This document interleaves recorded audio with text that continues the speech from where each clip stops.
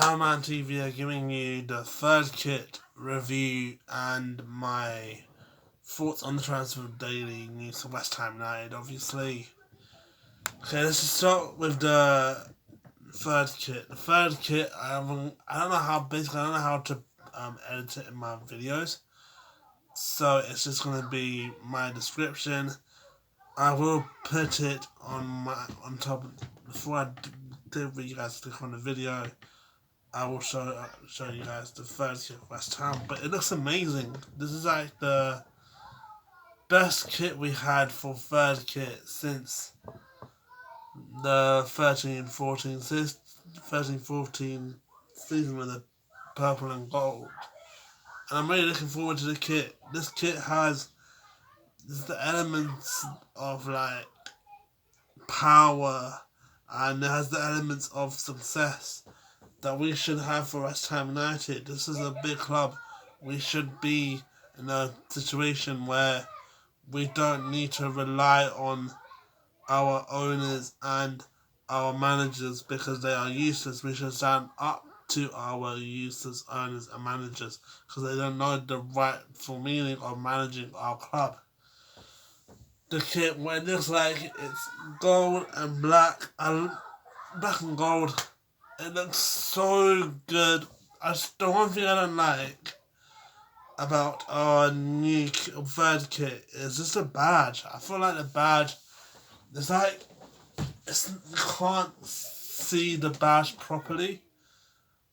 I feel like even though it's black and gold, I feel like if they put the gold in the badge, like clearer gold, than just black. I'm not being racist, I'm saying that it just doesn't look appealing for the badge than having a badge that doesn't not even look like a badge. It's sort of like, for example, you know when you FIFA 20 that Dortmund's black kit, yeah, and then it's just like if you guys play on Ultimate Team and you guys see old Dortmund's kit black, and it was like you just can't see the whole thing. I feel like we can see the Betway, we can see Umbro, but we can't see the main thing, the main purpose of our football club, of our kit, and that's the badge. Is that saying having an Adidas kit, yeah, but you can't see the stripes? Is that saying having a Nike kit without seeing the Nike? You cannot have a West Ham kit, yeah, without the badge. Is that saying it's like having a Union Jack flag without the colours. It's like saying having the Manchester United badge without the Red Devil. It's like saying having an Arsenal badge without the Gunners. It just does not look appealing. The badge does not look appealing. It doesn't look like, what it should represent. It doesn't represent anything. I think the badge should be more clear. Have gold on the badge. Have gold on the Betway sign. And the Umbra, I think it should be like that. And it would be more perfect with the picture I'm having in my head than how the picture looks right now. Because, yes, it's 125 years kit, but it just shows nothing. It doesn't show that much of the kit. I remember that it was leaked online for like a couple of months ago. I remember people saying, "Oh, it doesn't look good."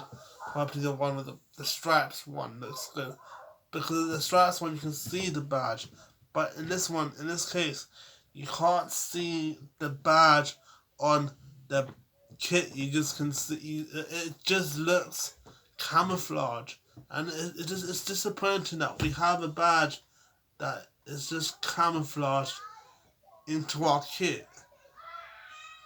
I like it, but it's just a badge. So I would rate it 8 out of 10 for the colours, for the design. But I would just give it I wouldn't give it 10 out of 10 for the badge design, because I feel like you just can't see the badge properly. West Ham transfer signings. So far, it's gone absolutely bonkers. It's absolutely pathetic. It's gone from buying players from. It's gone from buying players from since the Premier League season started, since club was created, to buying nothing. It's nothing been confirmed. The only thing that's been confirmed is out. Ngaki gone to Watford. Ajeti's gone to Celtic. I don't know the other third one, but we don't. I have a experience on Hammer headlines, and it says that we don't. If we get relegated last season and we win the championship, we would have been in financial crisis. But the thing is, what annoys me the most, I was watching this West Ham fan TV, and Nicky said about the owners talking about the transfers. They don't want to spend our money on transfers. They would rather get a £50 million house for the three of them than protect their club. They would rather go on exotic holidays than spend it on our club. They would rather let our fans be poor than protect themselves. They would rather buy the most expensive watch or that designer clothes than spend it on our club, because we don't have that much money, because our owners steals our money. Moyes is part of this conspiracy theory of joining this whole dark side of having useless owners. They're manipulating him, and that's why we don't have anyone to sign.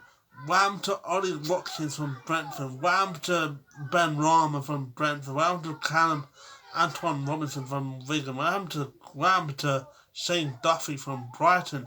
How have we gone from buying players to not buying players? How? We bought Anderson 2 years ago. We bought Haller last season. 45 million for Haller, 45 million on Anderson.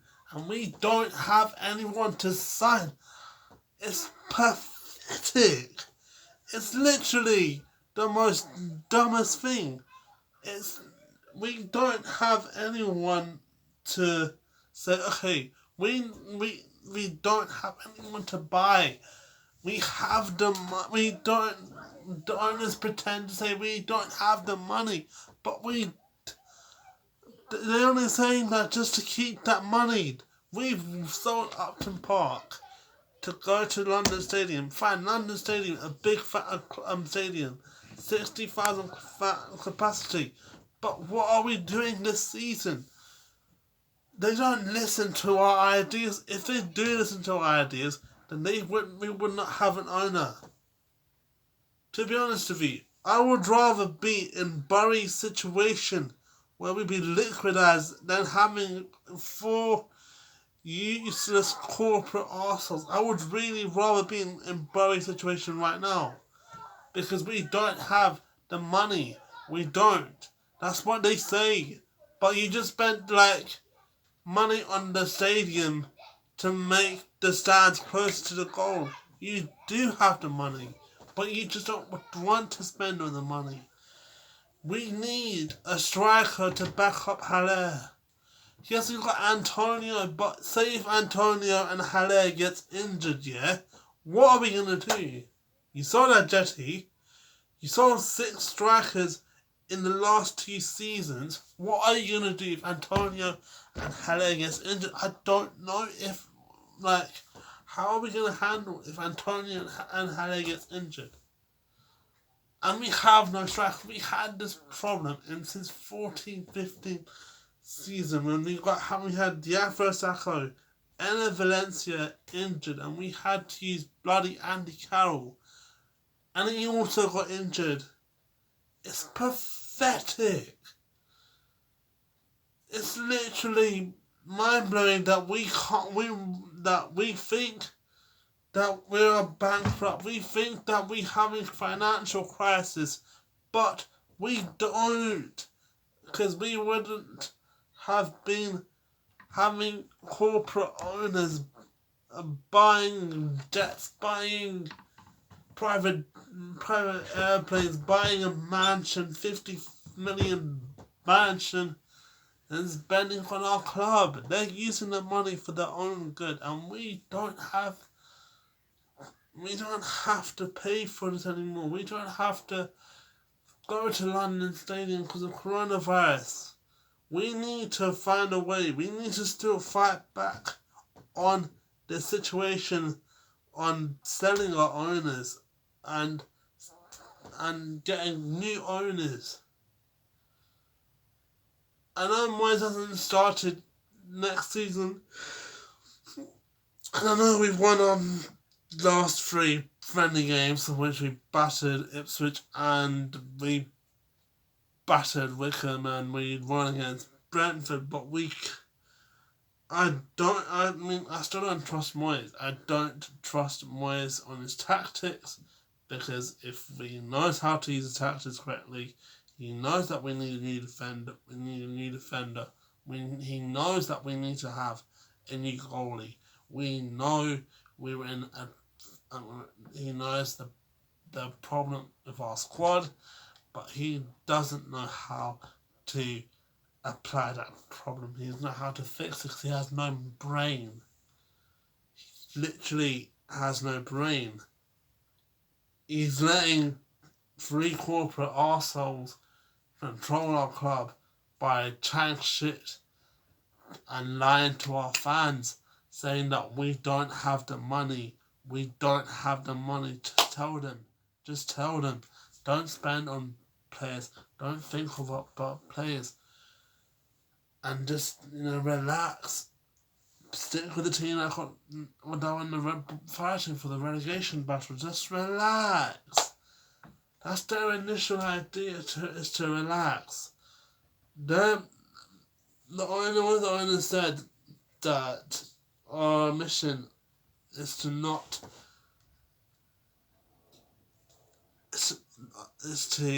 be in the relegation battle next season, but we're not in that proposition that we should be a squad that fights for the relegation battle. We should not be in that situation that we're in the relegation battle. We shouldn't. We have the players to go to top 10.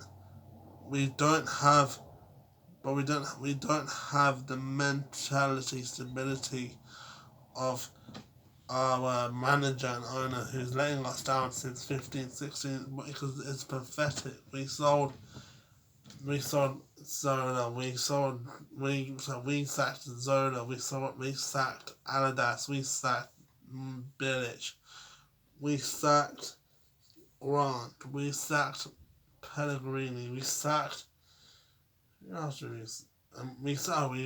of Moyes and we brought Moyes back, and that's the thing. We sacked 6 managers in the last decade.